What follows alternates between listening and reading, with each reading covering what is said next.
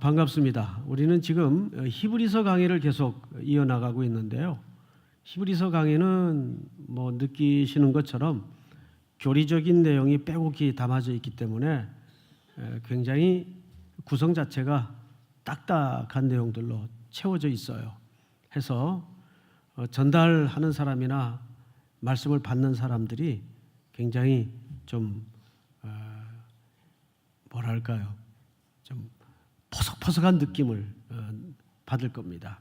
그래도 평생에 한번 이렇게 차곡차곡 말씀을 듣고 배우다 보면 하나님의 말씀은 살아 운동력이 있기 때문에 어느 한순간에 내 인생을 반전시키고 바꾸는 아주 격렬한 은혜가 여러분들에게 분명히 주어지리라고 확신합니다.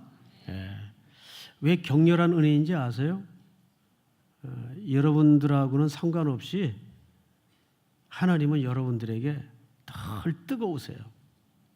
우리가 그걸 잘 못 느끼고 있을 뿐이지 성경을 읽다 보면 하나님은 늘 주님과 함께 우리를 향해서 열렬하시고 격렬하시고 뜨거우신데 늘 우리가 그냥 시큰둥 해가지고 그걸 잘 안 받아들이는 것 같아요.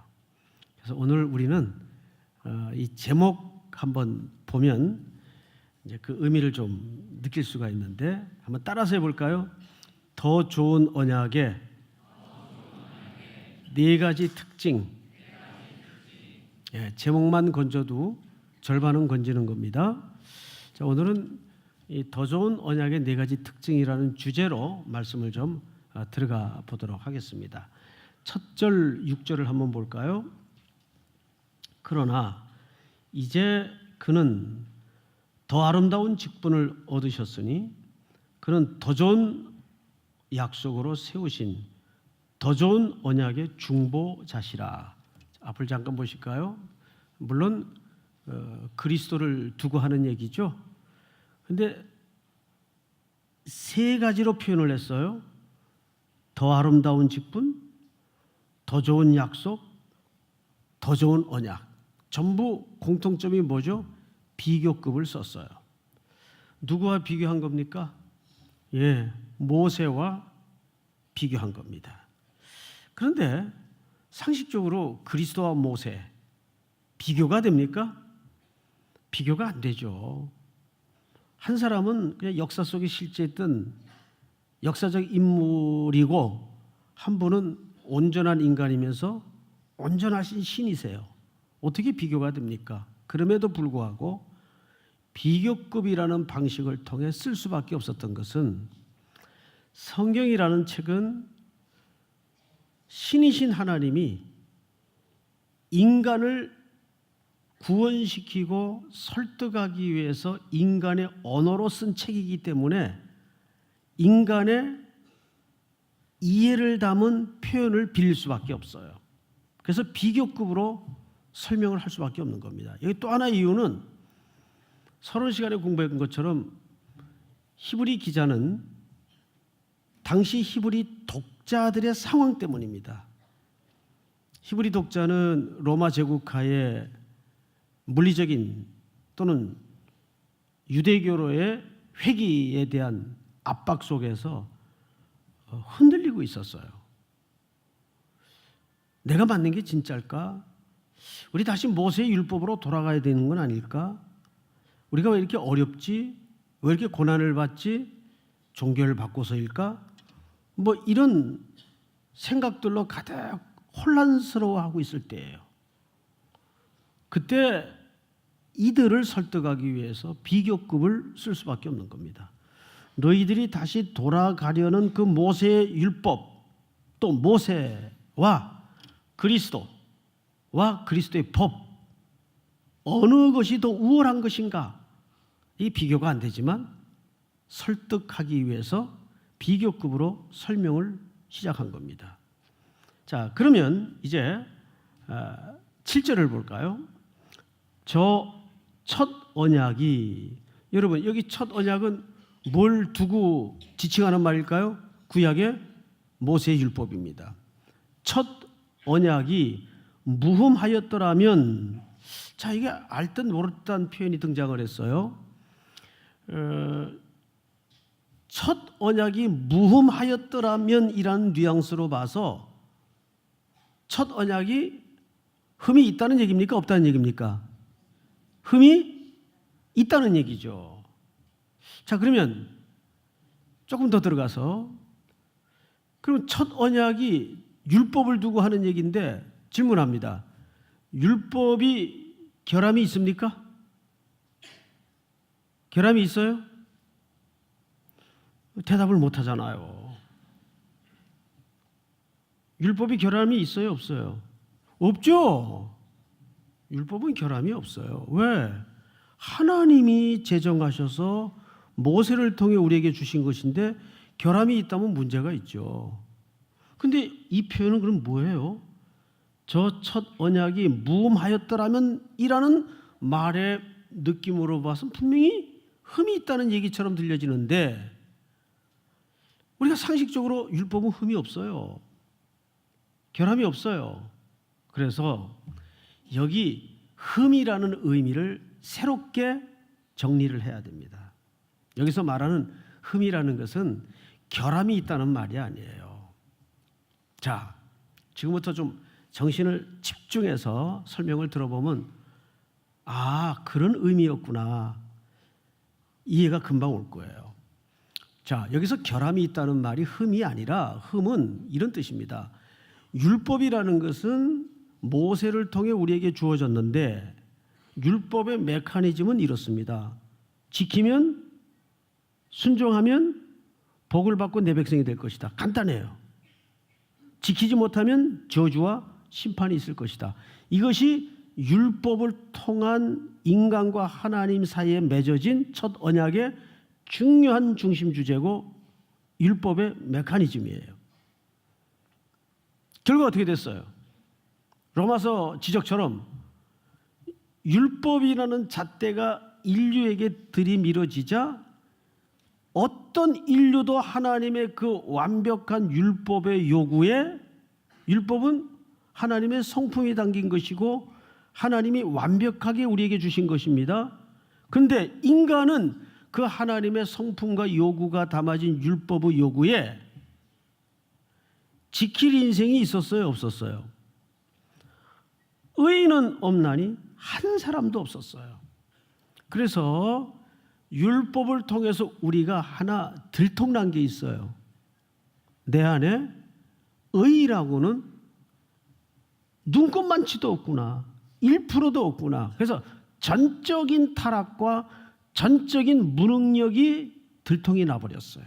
뭘 통해서? 율법을 통해서. 이것이 율법이 가진 중요한 기능입니다. 그래서 갈라디아서에서는 사도 바울이 이 율법을 어떻게 해석을 했는가 하면, 율법이 우리를 그리스도에게로 인도하는 가정교사다, 몽학선생이다, 이런 표현을 썼어요. 왜 율법이 우리를 그리스도에게로 인도합니까? 율법의 요구에 맞닥뜨려 봤더니 내 안엔 그것을 지킬 수 있는 의도 없고 실력도 없고 전적으로 무능하고 타락된 존재라는 걸 깨달으면서 우리는 하나님과 인간 사이에는 중보자가 있어야 되겠구나. 이거를 무엇이 결국 깨닫게 해준 겁니까? 율법이. 그래서 율법은 첫째, 인간이 얼마나 타락된 존재인가, 인간에겐 얼마나 의의가 없는가. 올해 종교개혁 500주년이죠. 종교개혁이 뭡니까 여러분? 제도를 뜯어고치고 사람을 바꾸는 게 개혁이에요? 아니에요. 종교개혁의 진짜 근본과 기초는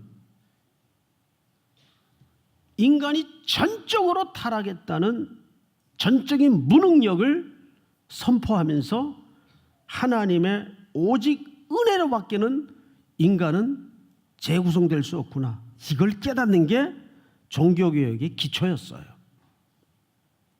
믿습니까? 그게 종교개혁이에요. 인본적인 모든 시도를 내려놓는 거, 그게 율법이에요. 그래서 여기 무음하였더라면이라는 말은 율법이 흠이 있었다는 말이 아니고 율법의 기능은 거기까지뿐이었다 그 말이에요. 율법은 그런 타락된 존재를 드러냈지만, 인간이 무능력하다는 걸 드러냈지만, 율법이 인간을 새롭게 만들고 고치진 못했잖아요. 무슨 뜻입니까? 율법이 갖는 기능의 역할, 거기까지뿐이었다 그 말이에요. 그걸 성경에서는 뭐라고 표현을 했죠? 무흠하였더라면 이라는 표현을 쓴 거예요. 결함이 있었다는 말이 아니라. 이해가 됩니까? 예. 몇 사람이 안 되는 것 같은데 시간이 많지 않으니까 넘어갑니다. 이해 정 안 되는 분들은 지금 방금 한 설교를 다시 한번 들어보시면 돼요. 아, 이게 결함이 있다는 말이 아니고 율법이 갖는 기능적인 한계였구나. 자, 그 다음에 보십시다. 7절. 무음하였더라면 둘째 것을 요구할 일이 없었으려니와. 그래서 이 첫 언약은 무슨 언약을 요구할 수밖에 없었다고요? 새 언약. 아, 그래서 새로운 언약이 있어야 되겠구나. 또 다른 말로는 그래서 우리에게는 그리스도가 있어야 되겠구나. 히브리 말로는 메시아가 필요한 존재이구나. 중보자가 있어야 되겠구나. 이거를 신약에서는 새 언약이라는 표현을 했어요. 그리고 이제 히브리 기자가 8절부터 그 새 언약의 내용에 대해 설명을 하는 겁니다. 자, 8절을 제가 읽겠습니다. 그들의 잘못을 지적하여 말씀하시되. 자, 말씀하시되에서부터는 사실 히브리 기자가 한 말이 아니고 예레미야 선지자의 구약의 기록을 인용한 내용입니다. 지금부터. 여러분 서론 시간에 공부했죠? 히브리 기자는 신약 성경 기자 중에 가장 구약 성경을 많이 인용한 구약의 대학자라고 말씀을 드렸어요. 기억나죠? 자, 이제부터 하는 내용은 예레미야가 구약 시대에 인용한 내용인데 사본을 보지 말고 원본을 보십시다. 예레미야 31장을 띄워주세요. 여호와의 말씀이니라 보라. 바로 이 본문을 지금 히브리 기자가 인용해 놓은 건데 우린 지금 원본을 그냥 보는 겁니다. 보라, 날이 이르리니 내가 이스라엘 집과 유다 집에서 무슨 언약을 맺으리라. 예, 잠깐 설명 듣고 다음 절을 보십시다. 솔로몬이 죽고 나서 이스라엘은 예고대로 두동강이 났어요. 북이스라엘과 남유다로 갈라집니다. 그런데 북이스라엘은 이미 심판과 저주 아래 아수르의 포로가 되어 잡혀갔고 나라가 끝장났어요. 이 남은 거래야 유다 지파를 중심으로 한 남유다만 남았어요. 그런데 이 유다마저도 불행하게도 하나님을 떠나고 우상 숭배하고 죄 짓는 바람에 이제 바벨론에게 멸망당할 시간만 남겨놓고 있어요. 그러니까 북이든 남이든 전부 하나님의 심판과 저주 아래 지금 마지막 끝장의 시간만 남겨놓고 있습니다. 이제 희망도 사라졌고 모든 땅이 어둠이 내려앉고 절망 가운데 주저앉아 있었어요. 죄를 뒤집어 쓰고 베옷을 입고 시대적 희망과 소망이 없었어요. 그때 하나님께서 소위 눈물의 선지자라고 불리워지는 예레미야 선지자를 시대에 드러내셔서 이 백성들을 위해서 눈물로 하나님 앞에 선포하게 만들고 가슴 아픈 메시지를 전하게 만듭니다. 그 가운데 오늘 예레미야가 선포한 내용, 아니 예언한 내용은 그 인간이 두 손을 늘어뜨리고 모든 절망을 쏟아낼 때 희망을 노래한 거예요. 그러니까 이런 거죠. 사람은 끝장이라고 말할 때 그 끝은 누구의 시작입니까? 언제나 하나님의 시작의 시간입니다. 믿으십니까? 예. 바로 그 시점에 이 메시지를 선포했다고 이해를 하고 보시면 더 선명하게 다가올 거예요. 새 언약을 맺으리라. 32절 시작.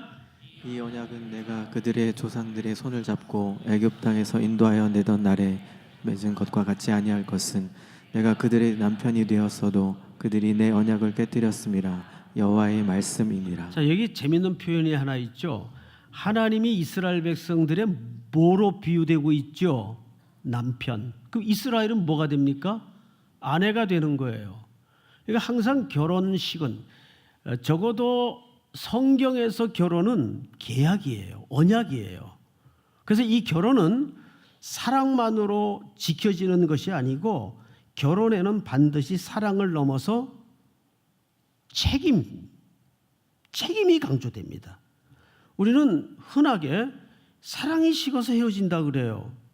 연애 때는 그 일이 가능하지만 적어도 언약이 맺어진 결혼 이후는 부부가 된 이상은 사랑만으로 결혼 생활이 유지되는 부부는 지구촌에 없어요. 반드시 그 사랑을 넘어 이제는 서로에게 책임으로 결혼 생활을 만들어가게 돼 있습니다. 근데 원래 언약이라는 속성은 한쪽이 깨면 깨지는 거예요. 이게 구약의 한계예요. 하나님과 이 백성 사이에 모세를 중개자로 언약을 맺었는데 아내의 신분인 이스라엘이 그 언약을 깼어요. 어떻게 깼는가? 부부관계로 묘사를 한 이유가 있습니다. 부부의 가장 소중한 가치는 서로에 대한 뭐죠? 정절이에요. 그런데 이스라엘 백성들이 이 정절을 깹니다. 호세아서를 통해서 우리가 그 그림을 만날 수 있죠. 바람이 난 거예요. 아내가 남편이 주는 것으로만 충분하고 만족하지 않고 자꾸 옆집 아저씨에게 눈을 기웃거리는 거예요. 다른 남자한테 자꾸 눈길을 주는 거예요. 남편이 주는 것으로 충분치 않다는 어떤 잘못된 느낌 때문에 자꾸 다른 남자가 고가품 핸드백을 사주고 그러면 거기에 취해서 이 아내가 바람이 난 거예요. 쉽게 얘기하면 그럴 때 하나님 입장에서, 아니 남편 되시는 하나님 입장에서 가슴이 어떻겠습니까? 제일 인생을 살면서 경험할 수 있는 쓰라린 배신이죠. 하나님이 지금 그런 배신을 겪은 거예요. 그래서 하나님이 언약, 구약의 언약의 속성대로 심판과 저주 아래 내칩니다. 그런데 하나님은 역시 사랑의 하나님이신지라 그 백성들을 그대로 두지 않으시고 예레미야에게 무슨 언약을 선포케 하십니까? 새 언약을 선포케 하시는 거예요. 근데 그 언약은 그 옛날 그 언약과 다르다 그 말이에요. 지금 본문이 애굽 땅에서 인도하여 내던 날에 맺은 것과 같지 아니할 것은 내가 그들의 남편이 되었어도 그들이 내 언약을 깨뜨렸음이라. 이제는 그래서 깨지지 않는 언약을 맺겠다는 말이에요. 오늘 그 얘기를 할 겁니다. 어떻게 맺길래 깨지지 않는 언약을 맺을까? 다음 절을 한번 볼까요? 33절 다 같이 시작. 그러나 그날 후에 내가 이스라엘 집에 맺을 언약은 이러하니 곧 내가 나의 법을 그들의 속에 두며 그들의 마음에 기록하여 나는 그들의 하나님이 되고 그들은 내 백성이 될 것이라. 여호와의 말씀이니라. 자, 여러분 34절을 제가 읽겠습니다. 그들이 다시는 각기 이웃과 형제를 가르쳐 이르기를 너는 여호와를 알라 하지 아니하리니 이는 작은 자로부터 큰 자까지 다 나를 알기 때문이라. 내가 그들의 악행을 사하고 다시는 그 죄를 기억하지 아니하리라.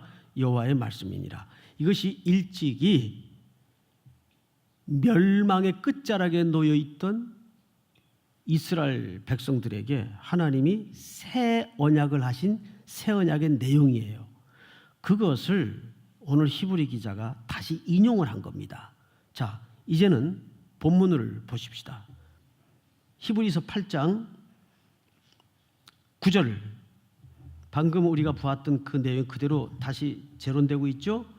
또 주께서 이르시기를 이 언약은 내가 그들의 열조의 손을 잡고 애굽 땅에서 인도하여 내던 날에 그들과 맺은 언약과 같지 아니하도다. 그들은 내 언약 안에 머물러 있지 아니하므로 내가 그들을 돌보지 아니하였노라.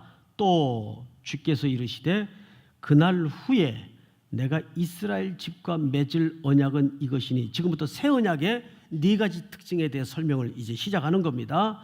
첫째, 내 법을 그들의 생각에 두고 그들의 마음에 이것을 기록하리라. 앞을 보세요. 하나님이 새 언약의 첫 번째 특징이 뭐냐면 이제는 부부로 언약을 맺어도 깨지니까 이제 어디 안에다가 들어오겠답니까? 우리의 생각에, 우리의 마음 안에 하나님의 법과 사랑의 마음을 새겨놓겠대요. 왜냐하면 구약에는 그걸 어디에다 새겼습니까? 하나님의 생각과 마음을 돌판에다 새겼어요. 근데 그 돌판은 백성들이 언약을 깨물어 같이 부서 떨어져 버렸죠. 그래서 그 언약은 한계가 있는 거예요. 그런데 이제는 새 언약은 그런 언약하고는 달라요. 아예 하나님의 생각과 마음과 법을 우리 신비, 마음의 비석에다가 새겨버리겠답니다. 근데 이걸 누가 하십니까? 성령님이 하시는 거예요. 우리 지난주 공부한 내용 중에 요한복음 기자의 기록을 통해서 이런 설명 가르침을 받았어요. 내가 아버지께로 가면 성령 곧 보혜사 그가 오시리니 그가 오셔서 내가 너희에게 분부한 모든 것을 가르치시고 또한 그것을 뭐하게 하리라? 생각나게 하리라. 즉 깨우쳐 주게 하리라 그 말이에요. 그러니까 그 작업을 누가 하신다는 거예요? 성령님이 하신다는 거예요. 예수님이 승천하신 이후에 성령님이 우리 마음속에 오신 거예요. 자, 아까 3부 때도 확인을 했는데 어정쩡한 분이 몇 분 계시더라고요.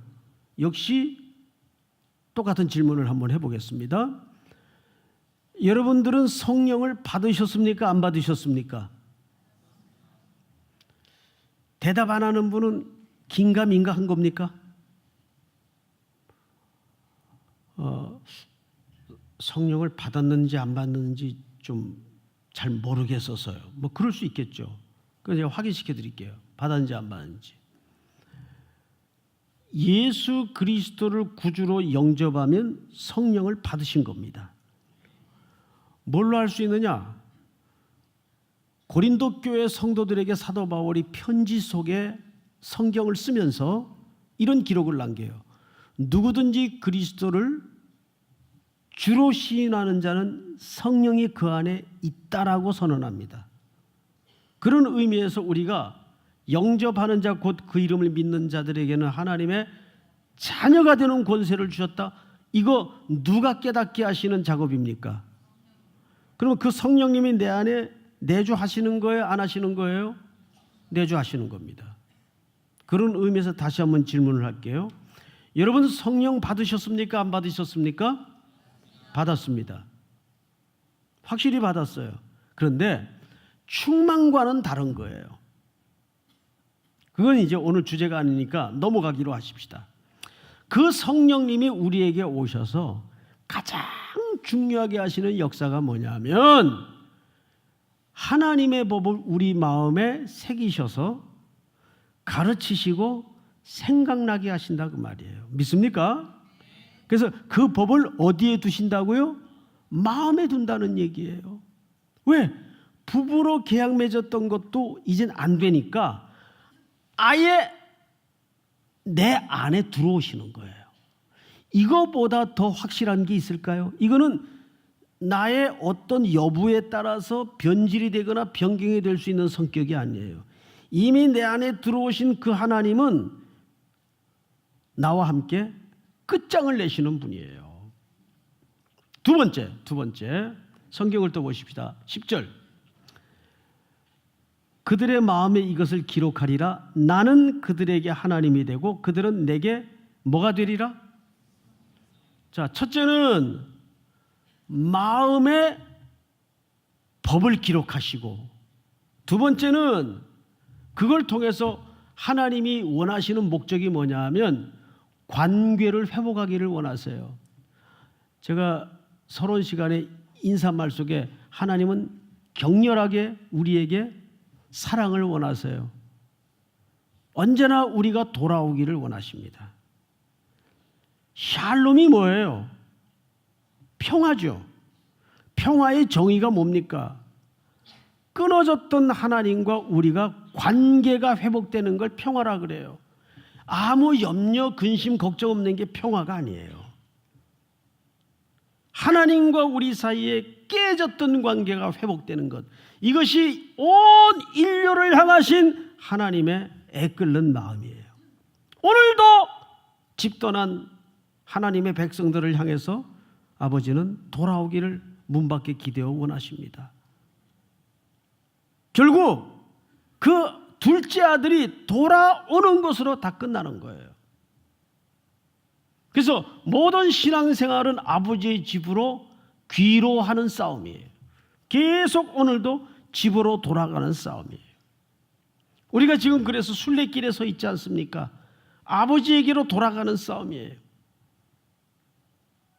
관계를 원하신단 말이에요. 세 번째는 그 관계를 통해서 뭘 원하실까요? 왜 그렇게 우리에게 격렬한 사랑을 애걸하실까요? 주께서 11절을 보십시다. 같이 한번 읽어볼까요? 시작. 또 각각 자기 나라 사람과 각각 자기 형제를 갖춰 이르기를 주를 알라 하지 아니할 것은 그들이 작은 자부터 큰 자까지 나를 알미라. 작은 자로부터 큰 자까지 다 주님을 어떻게 합니까? 알미라. 호세아서에 보면 이스라엘 백성들이 왜 망했다 그랬죠? 여호와를 아는 지식이 없어 망하는도다. 오라, 우리가 서로 변론하자. 여호와를 알자. 힘써 여호와를 알자. 성경은 결국 두 개의 이야기밖에는 안 해요. 하나는 하나님이 어떤 분인가, 이게 큰 주제입니다. 또 하나의 기둥은 그래서 그분이 우리를 어떻게 사랑하셨는가. 이 두 가지 이야기 외에는 성경에 일체 다른 기록이 없습니다. 정말 하나님이 저와 여러분들에게 원하는 것은, 제가 먼저 번에도 그런 비근한 예를 드렸습니다마는, 하나님이 우리를 창조하시고 백성 삼으실 때에는 써먹으려고 우리를 백성 삼는 게 1차적인 목적이 아니에요. 어느 부모가 애를 출산할 계획을 세우는데 첫째는 낳아서 이 껌파리 시키고, 둘째는 앵벌이 시키고, 이런 부모가 있나요? 그런 정신 나간 부모는 없습니다. 부모에게 자녀는 뭡니까? 부모에게 자녀는 그 자녀 존재 자체로 희열이고 기쁨이에요. 어느 부모가 애를 써먹으려고 이 땅에 출산하는 부모가 있겠어요? 그런 부모는 없습니다. 생명 그 자체로 감격이에요. 생명보다 아름다운 게 어디 있어요? 이제 그 생명이 자라서 스스로 부모의 은혜와 사랑에 감격하여 효도라는 걸 하고 부모의 뜻을 따라 섬기기도 하는 거죠. 너 내가 낳았으니까 내가 너 키우려고 몇 억 들었다, 그러니 너 이대로 살아야 된다, 이렇지는 않잖아요. 저는 성도들의 헌신과 사명이 중요하다고 봅니다. 근데 그것이 율법적인 기준으로 접근이 되어서는 안 됩니다. 그거를 하면 복을 받고 자손 만대가 자라는 이런 샤머니즘과 기복주의 차원에서 그런 사명과 헌신이 요구되거나 접근되어서는 안 돼요. 모든 사명과 헌신과 수고와 봉사는 감격과 사랑과 기쁨 속에서 자발적인 드림이어야 마땅한 거예요. 그런 의미에서 우리가 정말 필요한 것은 하나님을 알아가는 싸움이에요. 부부의 예를 한번 들어보자고요. 부부도 결혼을 하고 나서 대번에 서로를 확 다 알아버리는 부부가 인류 역사에 있었던가요? 태초의 부부인 아담과 하와도 서로를 잘 몰랐어요. 여러분 돌아보면 여기 결혼하신 분들이 돌아 앉아 계시겠지만은 제일 황당하고 갈등이 많을 때가 결혼 생활 속에 언제였던 것 같습니까? 신혼 때예요. 신혼 때. 무슨 깨가 쏟아져요? 그거 다 글 쓰는 사람들이 만든 얘기입니다. 응? 신혼 때는 매일 놀래요. 매일 놀래요. 이런 면이 있었나? 내가 연애 때는 왜 못 봤지? 씌었으니까 못 봤지. 그때는 뭐가 씌었으니까 못 봤지. 그 눈꺼풀이 하나씩 하나씩 아침을 맞을 때면 벗겨지면서 참담한 실상을 서로에게 민낯을 확인하게 되는 거죠. 그러면서 그 세월을 부딪혀가면서 서로에게 마모되어 오는 과정 속에서 서로를 닮아가고 익어가고 부부가 만들어지는 겁니다. 이거 몇 년쯤 걸려요? 뭘 몇 년이에요? 평생 걸리는 싸움이지. 천성문에 도착할 때까지 이 싸움은 계속돼야 돼요. 몇 년이 어디 있어요? 몇 년이. 그래서 50년, 60년 해로한 부부들을 머리 숙여 경배하세요. 존경해야 될 분들입니다. 어떻게 한 배우자가 50년을 놀라운 은혜죠. 놀라운 은혜죠. 피차가. 신앙생활도 똑같은 거예요.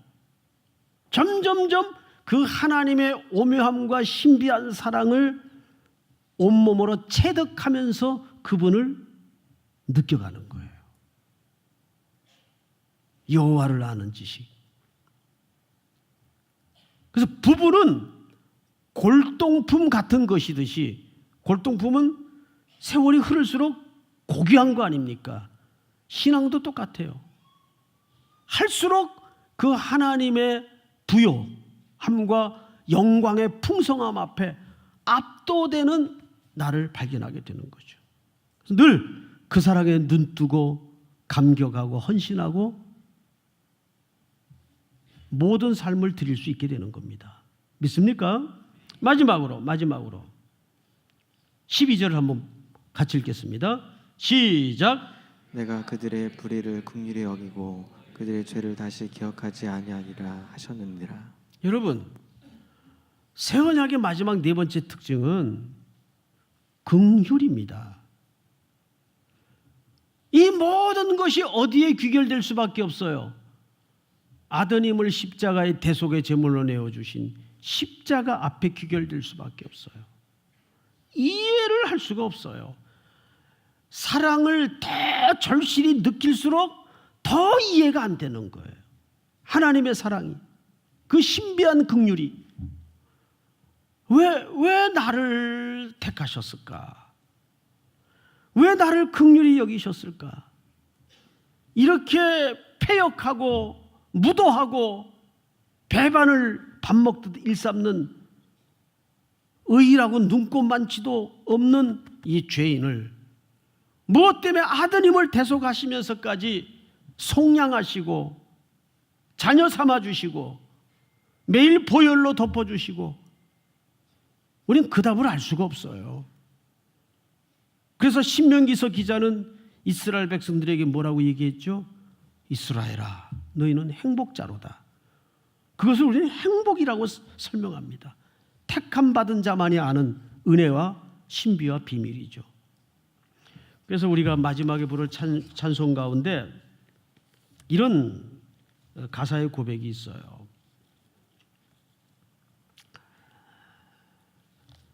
우리 고난주간에 많이 부르는 찬양인데, 주달려 죽은 십자가 우리가 생각할 때에 세상에 속한 욕심을 헛된 줄 알고 버리네. 죽으신 구주받기는 자랑을 말게 하소서. 보혈의 공로 힘입어 교만한 마음을 버리네. 못 박힌 손발 보온이 큰 잡이 나타나셨네. 가시로 만든 면류관 우리를 위해 쓰셨네. 이게 왜 고난 주간에만 불리워져야 될 찬양입니까? 매일 일상에서 우리 입술을 통해 터쳐나와야 될 감격의 고백입니다. 우리 시간 다 같이 일어나셔서 주 달려 죽은 십자가 찬양하십시다.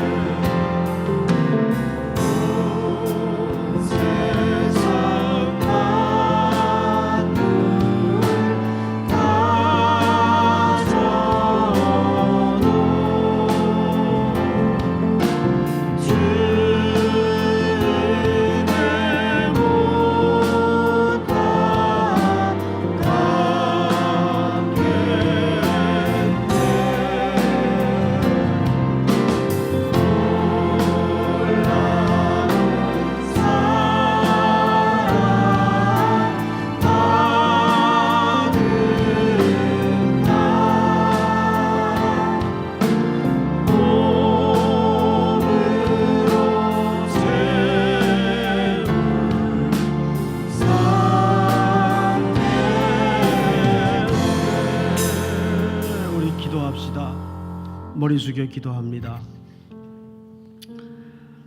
우리가 올려드렸던 고백 속에 죽으신 구주밖에는 자랑을 말게 하소서. 보혈의 공로 힘입어 교만한 마음을 버립니다. 못 박힌 손발 보니 큰 잡이 나타내셨네. 가시로 만든 면류관 우리를 위해 쓰셨네. 이제 이후로 우리의 모든 생은 이 사랑에 묶여서 이 사랑에 매여서 주님 앞에 모든 걸 내어놓고 드릴 수 있는 삶이 되어야 합니다. 무엇 때문에 그렇게 분노했고 분유했고 어지러웠는가를 한번 돌아보십시다. 주님 사랑합니다. 이 고백 하나로 주님은 너무너무 기뻐하십니다. 우리가 무엇을 해드리고 얼마나 열심을 내고 그 다음의 문제입니다. 우리는 사역자로 준비되기 전 하나님 앞에 자녀가 되어 있는가, 내가 아들, 딸이 되었는가를 돌아보는 점검이 있어야 할 것입니다. 오늘 이 말씀 붙들고 우리의 마음에 성령을 통해 새겨진 사랑의 법, 그토록 우리를 향하여 열렬히 격렬하게 구애하시는 사랑의 하나님, 그 사랑의 하나님을 더욱 알아가기를 원합니다. 그 십자가의 긍휼 앞에 우리의 모든 언어를 닫습니다. 삶으로 드려질 또 한 주간의 예배를 그렇게 감격 속에 행복자로 살게 하여 주시옵소서 하는 마음을 담아서 우리 한번 다 같이 통성으로 소리내어 기도합니다. 사랑하시는 아버지 하나님, 은혜를 진심으로 감사합니다. 오늘도 주보신 구주밖에는 사랑을 말게 하여 주시오.